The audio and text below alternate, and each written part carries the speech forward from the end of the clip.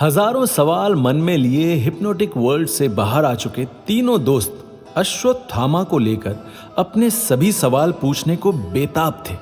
अब अश्वत्थामा को लेकर विचार विमर्श की बारी थी।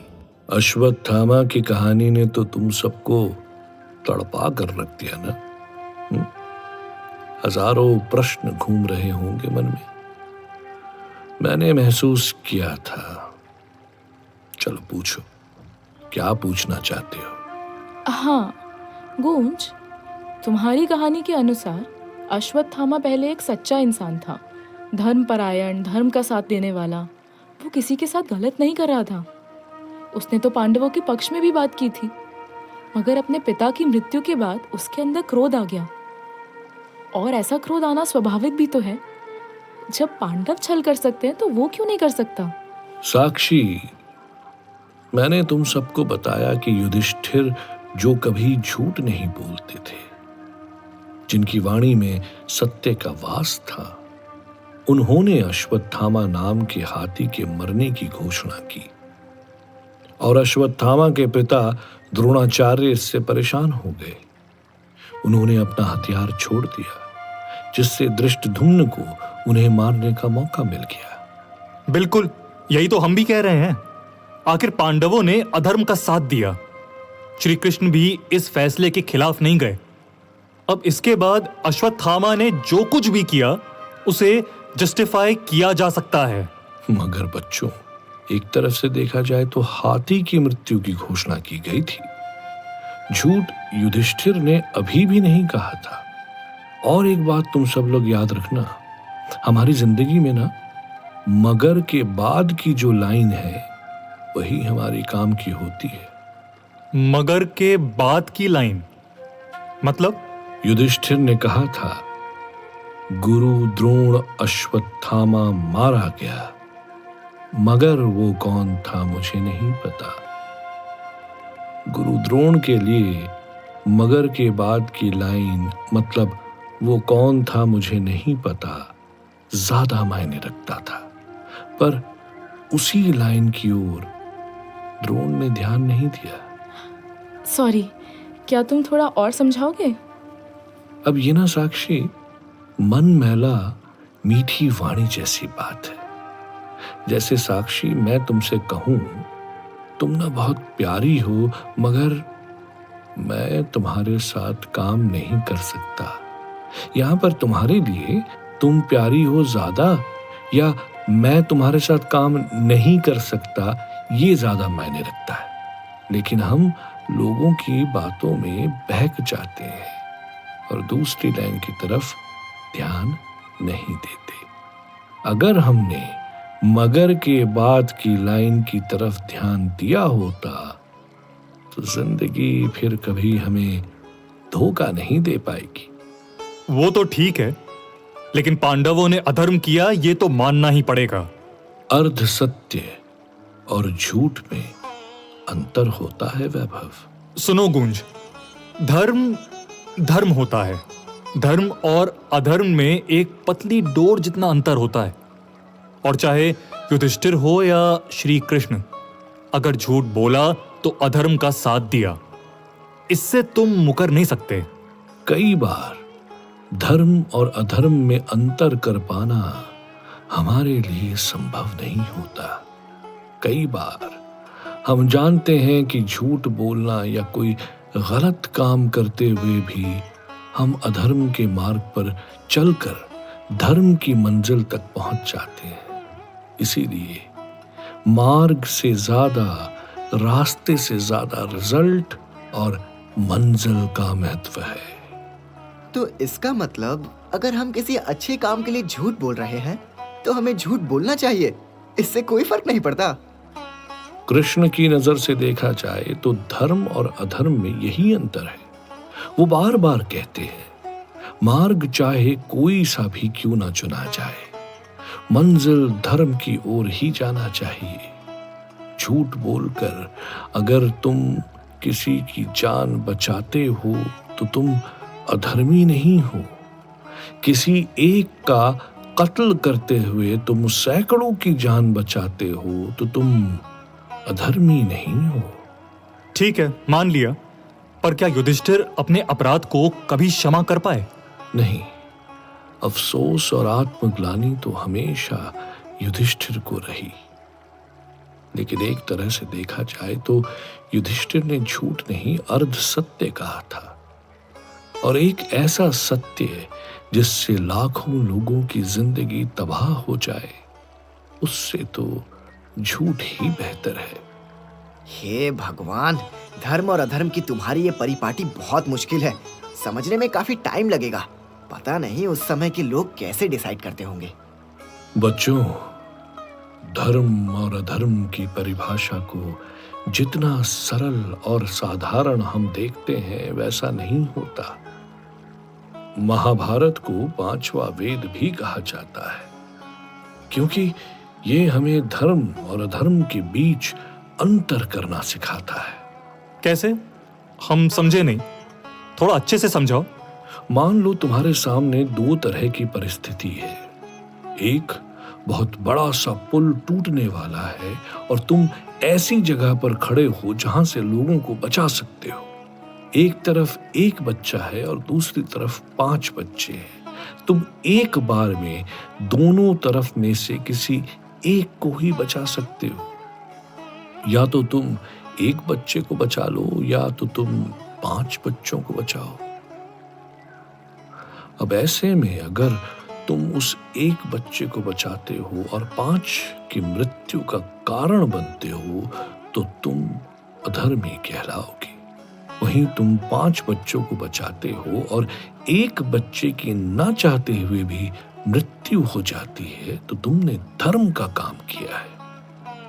अब तुम्हें उस एक बच्चे के मरने का पाप नहीं लगेगा। तुम्हारी बात काफी हद तक सही है, लेकिन अश्वत्थामा को हम किस कैटेगरी में रखेंगे, पापी या पुण्य आत्मा? अश्वत्थामा एक बहुत बड़े ब्राह्मण, एक महान योद्धा का बेटा था, खुद भी एक महान योद्धा था। इसीलिए हम अश्वत्थामा को पापी तो नहीं कह सकते। हाँ, भावनाओं में बहकर अधर्म का साथ देने वाला एक योद्धा जरूर कह सकते हैं। और इसीलिए वेदव्यास जी ने भी अश्वत्थामा को पाप के उस पेड़ से नहीं जोड़ा, जिसकी बात हम पहले भी कर चुके हैं। पर मुझे तो ये युद्ध ही अधर्म लगता है। लाखों लोगों को मारकर राज्य हासिल करना क्या अधर्म नहीं है? महाभारत युद्ध में लाखों लोगों की मृत्यु हुई। क्या इतना खून बहाकर पांडवों का राज्य हासिल करना सही था? मेरा तो मानना है कि युद्ध ही गलत है और युद्ध भूमि को छोड़कर संन्यास ले लेने में ही भलाई है। इतने लोगों को एक साथ मारना गलत है। बिल्कुल निवान, तुम सही कह रहे हो, ऐसा कर सकते थे। बल्कि अर्जुन ने श्री कृष्ण से ये कहा भी था कि वो युद्ध करने से बेहतर है जंगल में जाकर जिंदगी जीना चाहता है। जब अर्जुन ने ऐसा कहा तब श्री कृष्ण ने महान गीता का ज्ञान दे दिया, जिसने अर्जुन को एक नरसंहार बना दिया, है ना? इस दुनिया में जब हम इंसानों का जन्म होता है तो हम खुद को काफी महान समझते हैं, लेकिन ब्रह्मांड की नजर से देखा जाए तो हम चलते फिरते कीड़े मकोड़ों से ज्यादा कुछ भी नहीं है, जो पैदा होते हैं और मृत्यु की गोद में सो जाते हैं।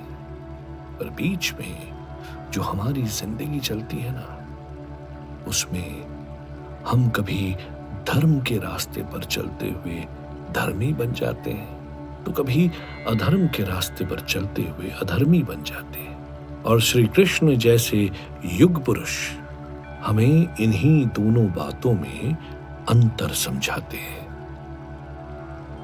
कैसे?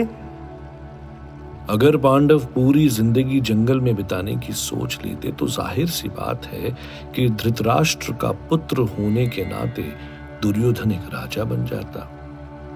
और सोच कर देखो, ऐसा राजकुमार जिसके लिए भीष्म पितामह अपने गुरु, अपने माता पिता के मान सम्मान और अपने चचेरे भाइयों की जिंदगी कोई मायने नहीं रखती थी, क्या वो प्रजा का, संसार का अच्छे ढंग से पालन कर पाता?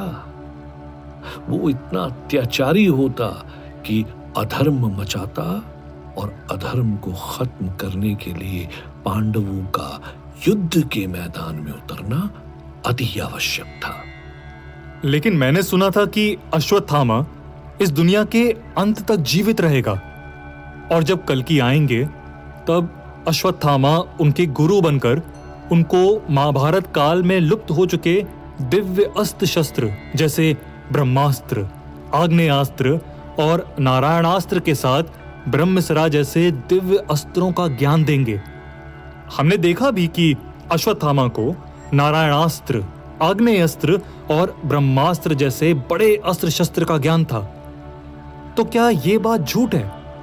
क्योंकि तुमने कहा कि श्री कृष्ण ने सिर्फ 3000 साल तक जीवित रहने का श्राप अश्वत्थामा को दिया था। मैंने कई बार तुम सबको बताया है, हमारे यहाँ श्रुति परंपरा भी चली आ रही है। श्री कृष्ण ने जो कहा वही वेद व्यास जी ने अपने ग्रंथ में लिखा, यानी महाभारत में लिखा, और उसके हिसाब से अश्वत्थामा को 3000 साल की सजा मिली।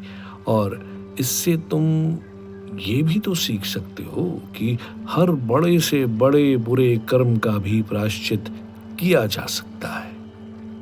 ईश्वर बहुत दयालु है, वो हर किसी को माफ करते हैं। हो सकता है 3000 सालों में अश्वत्थामा घूम घूम कर पश्चाताप कर ले, क्योंकि वो किसी को नुकसान नहीं पहुंचाता।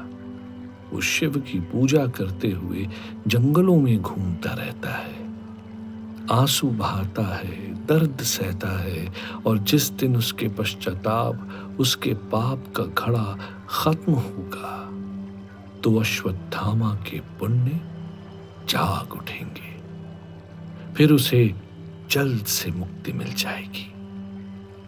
तो क्या अश्वत्थामा इस धरती से जा चुके हैं? और फिर कल्कि का क्या होगा? क्या कल्कि को लेकर जो बातें कही गई है वो झूठ है? ऐसे तो कल्कि के आने को भी हम झूठ मान सकते हैं ना? मेरे डिजिटल युग के महारथियों, ध्यान से समझने की कोशिश करो। जैसे एक ही सिक्के के दो पहलू होते हैं, वैसे हर बात के भी दो मतलब होते हैं। और हमारा सनातन धर्म तो पहले से ही मैटाफोरिक साबित हो रखा है। अश्वत्थामा के श्राप का खत्म होने का अर्थ ये नहीं है कि वो इस दुनिया से हमेशा के लिए चला जाएगा।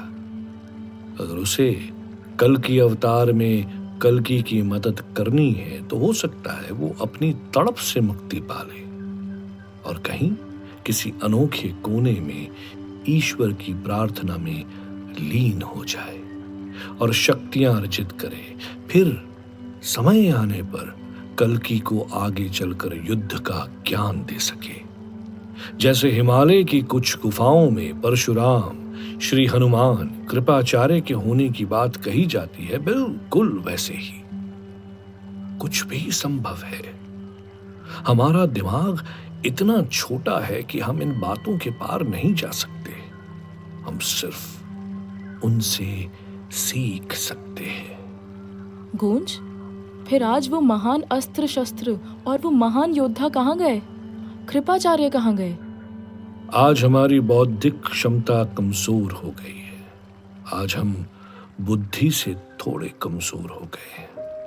मोह हमारे दिमाग में ज्यादा हावी रहता है, इसीलिए वो अस्त्र शस्त्र कहीं गायब हो गए हैं। उन्हें अपने किसी महान धारकों की जरूरत है।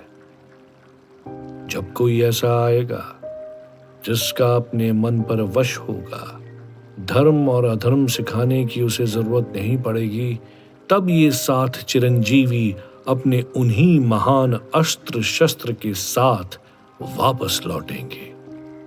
अब ये कब होगा ये मत पूछना, मुझे नहीं पता। ठीक है, तुमने कहा था कि कहानी कही जाती है और तुम्हारा काम है कहानी कहना, लेकिन हमें कहानी सुनकर बड़ा मजा आ रहा है। तो बताओ, अब तुम हमें क्या सुनाओगे? अश्वत्थामा की गाथा के बाद सवाल उठता है कि गूंज किस अनोखे कैरेक्टर की जर्नी पर उन 3 दोस्तों के साथ हमें भी ले चलेगा। जानने के लिए चलते हैं इस सफर की अगली कड़ी की ओर। साक्षी, निवान और वैभव के चेहरे बता रहे थे कि उन तीनों में महाभारत की अगली कहानी को लेकर कितनी उत्सुकता थी। और गूंज ये बात अच्छी तरह से समझ रहा था, पर गूंज अपने मन में मोह माया की तरह एक नया जाल बुन रहा था। अब मैं तुम्हें सांप सीढ़ी के खेल की ओर ले जाता हूं, जहां महाभारत के ये कैरेक्टर अचानक से सबसे ऊपर पायदान पर पहुंच जाते हैं तो कभी तबाक से नीचे गिर जाते हैं, कभी उनके सामने शतरंज की बिसात बिछ जाती है और इन्हें पता ही नहीं चलता कि शय और मात किसकी होनी है। तो कभी ऐसा लगता है कि वो किसी भंवर जाल में फंस गए हैं जहां से निकलना उनके लिए मुश्किल है। और इन्हीं सभी कठिनाइयों को तुम्हारी लैंग्वेज में मॉरल डिलेमा और मेरी और महाभारत की लैंग्वेज में धर्म संकट कहा जाता है। तो हम पहले इसकी चर्चा करेंगे। देखो बच्चों, मैं तुम्हें बहुत ही इंटरेस्टिंग बात बताता हूं। ये महाभारत का जो पूरा शास्त्र है ना, जिसे हम धर्म शास्त्र भी कहते हैं, वो धर्म की परिभाषा पर टिका हुआ है, जो हमेशा कहता है यत्र धर्मस्त्र जय। यत्र धर्मस्त्र जय, इसका क्या मतलब है? मतलब जहां धर्म है वहीं जीत निश्चित है। पर धर्म क्या है, इसको लेकर हमेशा हमारे मन में द्वंद्व चलता रहता है, जिसे हम धर्म संकट कहते हैं। हाँ ठीक है, पर आगे क्या? हम समझे नहीं। तो हम कहानी में आगे बढ़ें, नेगेटिव और पॉजिटिव कैरेक्टर की तरफ आगे जाएं, उससे पहले मैं तुम्हें धर्म संकट की एक सीरीज सुनाना चाहता हूं। थोड़ा ध्यान से सुनना, फिर आगे की कहानी सुनाने में ज्यादा मजा आएगा। अब धर्म संकट के बारे में तो हमें भी पता है, हम भी कुछ बता सकते हैं। बल्कि दर्जनों सवाल हम तीनों के मन में घूमते रहते हैं। ठीक है, तो घड़ी की चलती हुई सुई की तरह एक एक करके सबकी बारी आएगी और हम सभी महाभारत के किसी खास कैरेक्टर के धर्म संकट के बारे में बताएंगे। तो शुरुआत करते हैं शुरुआत से, यानी कि शांतनु से। वाह वैभव, तुम तो मेरी भाषा बोलने लगे। तो तुम ही शुरू करो। महाभारत की शुरुआत कैसे होती है सबको पता है। शांतनु को गंगा से प्रेम हो जाता है। गंगा उनसे कहती हैं कि जब तक आप मुझसे सवाल नहीं पूछेंगे तब तक मैं आपकी पत्नी रहूंगी। जिस दिन आपने सवाल पूछा मैं आपको छोड़कर चली जाऊंगी। शांतनु गंगा की शर्त पर हामी भर देते हैं। दोनों की शादी हो जाती है। गंगा नदी के किनारे दिखते खूबसूरत रेत की तरह वक्त मुट्ठी से फिसलता जाता है। गंगा के 7 बच्चे होते हैं। वो एक एक करके अपने 7 नवजात शिशुओं को गंगा नदी में बहा देती है। शांतनु ये सब कुछ जानते हुए भी बर्दाश्त कर रहे थे। उनके लिए धर्म संकट था कि वो अपनी की गई प्रतिज्ञा का ध्यान रखें या अपने बच्चों की जिंदगी का। और उसके बाद 8वें पुत्र की बारी में वो अपनी प्रतिज्ञा तोड़ देते हैं और गंगा से सवाल पूछते हैं। गंगा उन्हें देवव्रत यानी कि भीष्म सौंप देती है, पर खुद शांतनु की जिंदगी से बहुत दूर चली जाती हैं। ये थी शांतनु की मॉरल डिलेमा, जिसमें शांतनु अपने ही किए गए वादे से पीछे हटते हुए भीष्म पितामह को प्राप्त कर लेते हैं। और यहीं से महाभारत की कहानी की शुरुआत होती है। साक्षी, वैभव के बाद अब तुम्हारी बारी। तो बात ऐसी है कि दोबारा फिर से शांतनु को ऐसे ही धर्म संकट का सामना करना पड़ता है। शांतनु को एक बार फिर प्रेम होता है। किससे? सत्यवती से, जो एक मछुआरे की बेटी थी। और इस बार सत्यवती के पिता शर्त रखते हैं कि आपका बेटा भीष्म राजा नहीं बनेगा। मेरी बेटी सत्यवती तभी आपसे शादी करेगी जब आप वचन दें कि सिर्फ सत्यवती के बच्चे ही राजगद्दी पर बैठेंगे। शांतनु फिर से धर्म संकट पर आ जाते हैं, लेकिन इस बार वो मना कर देते हैं और यहीं से भीष्म की रॉयल एंट्री होती है। निवान, अब तेरी बारी। बिल्कुल।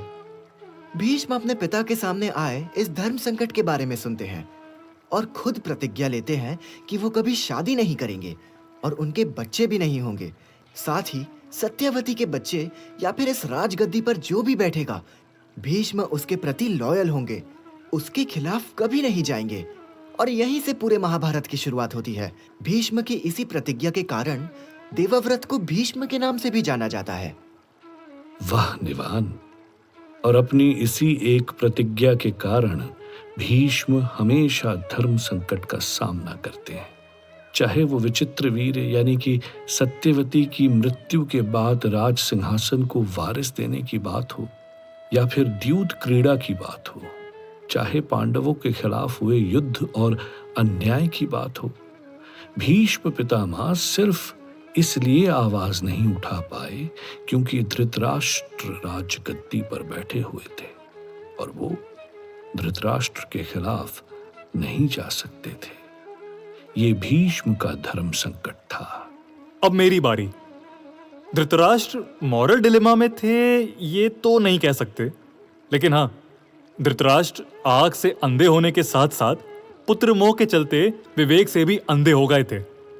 वो जानते थे कि उनका बेटा गलत है, हर हाल में गलत है, लेकिन पुत्र मोह में धर्म के बारे में जानते हुए भी वो अधर्म का हाथ पकड़ कर रखे। ये शायद उनका मॉरल डिलेमा था। Now it's my turn. एक लड़की होने के नाते मुझे तो फीमेल कैरेक्टर ही अट्रैक्ट करती है और मैं गांधारी को लेकर हमेशा यही सोचती हूँ कि ठीक है, गांधारी ने जब धृतराष्ट्र से शादी की तो उन्होंने अपने पति का दर्द समझते हुए अपनी आंखों पे पट्टी बांध ली, लेकिन जब वो माता बनी, वो भी 101 बच्चों की, तब तो उन्हें सोचना चाहिए था ना कि मेरे बच्चे गलत रास्ते पे जा रहे हैं। अगर मैं आंखों से पट्टी हटाकर उन्हें सही ढंग से लालन पालन करूं तो सब कुछ ठीक भी हो सकता है, लेकिन वो भी अपने मॉरल डिलेमा में फंसी रही। अपनी आंखों की पट्टी उन्होंने एक वचन के कारण नहीं हटाई और दुर्योधन इस हद तक आगे बढ़ गया। गांधारी के बाद कुंती की बात ना करें तो फिर क्या करें? कुंती भी हमेशा धर्म संकट के चक्कर में फंसी रही। पहले तो यूं ही बिना सोचे समझे मंत्र का उच्चारण कर उन्होंने सूर्य देव को बुला लिया। फिर कर्ण के पैदा होने पर लोक लाज के डर से कर्ण को पानी में बहा दिया।